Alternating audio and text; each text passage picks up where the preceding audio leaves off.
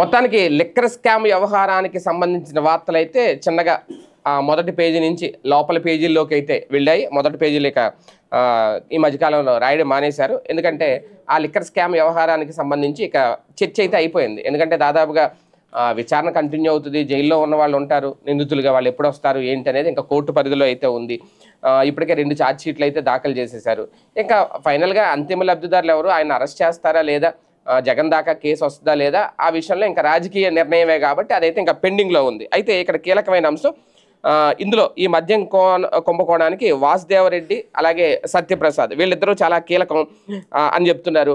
ఈ కేసులో AP beverages corporation limited ఏబిపిసిఎల్ మాజీ ఎండి దొంతిరెడ్డి వాసుదేవరెడ్డి అలాగే A2గా ఉన్న ఎక్సైజ్ శాఖ మాజీ ప్రత్యేకాధికారి దొడ్డ వెంకట సత్యప్రసాద్ ఈయన A3గా ఉన్నారు. A2 A3 వీళ్ళిద్దరిదే కీలక పాత్రని భావిస్తున్నారు. కేంద్ర బిందువుగానే వీళ్ళిద్దరు కేంద్ర బిందువుగానే ఈ కుంభకోణం జరిగింది అనేది ఏసీపీ కోర్టు చెవికి పేర్కొందట. మొత్తం కుంభకోణం అయితే అంటే ఒక రకంగా మొత్తం వీళ్ళు చెప్తున్నది ఏంటంటే వీళ్ళిద్దరూ తల లాంటి వాళ్ళు ఈ కుంభకోణానికి చాలా కీలకం అనేది ఇక్కడ కీలకమైన అంశం. అదే నేపథ్యంలో వీళ్ళిద్దరూ అప్రూవల్గా మారతారా అనేది కూడా ఒక చర్చ. వీళ్ళు అప్రూవర్గా మారితేనే ఈ కేసు ఒక కొలుక్కు వస్తుంది అని అలాగని చెప్పి ఇప్పుడు వీళ్ళకి అప్రూవర్గా మారే ఉద్దేశంలో ఉన్నారు.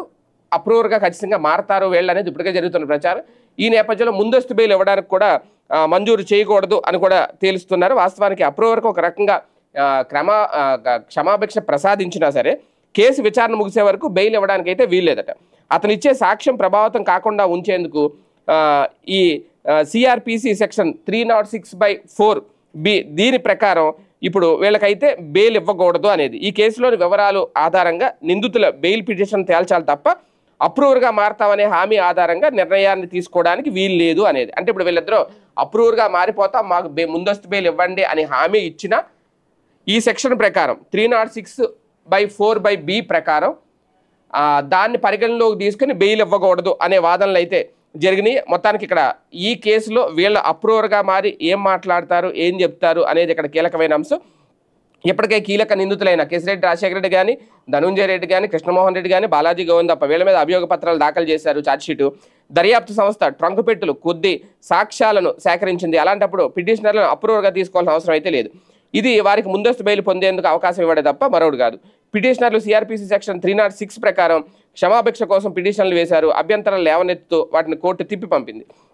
లోపాలను సరిదిద్దుకొని ఆ పిటిషన్లు మళ్ళీ దాఖలు చేయలేదు. ఈ వ్యవహారం అంతా చూస్తుంటే అప్రూవర్గా మారేందుకు పిటిషనర్లు సదుద్దేశంతో లేరని, ముందస్తు బెయిల్ ఇస్తే తప్ప తాము అప్రూవర్గా మారబోమని కోర్టులో బేరం ఆడుతున్నట్లు కనిపిస్తోంది అనేది ఇక్కడ ప్రధానంగా వీళ్ళు రేజ్ చేశారు. ఏది ఏమైనా 3,500 కోట్ల రూపాయల కుంభకోణంగా చెప్తున్నారు.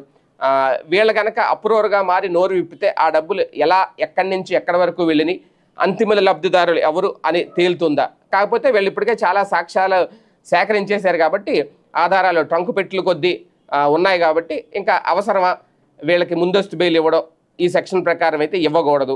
వీళ్ళు కూడా కోర్టుతో బేరాలాడుతున్నారు. మాకు ముందస్తు బెయిల్ ఇస్తేనే అప్రూవర్గా మారతాం అనేది. ఇప్పుడు మొత్తానికి ఇటువైపు టర్న్ తీసుకుంది కేసు. ఏం జరుగుతుందో చూద్దాం.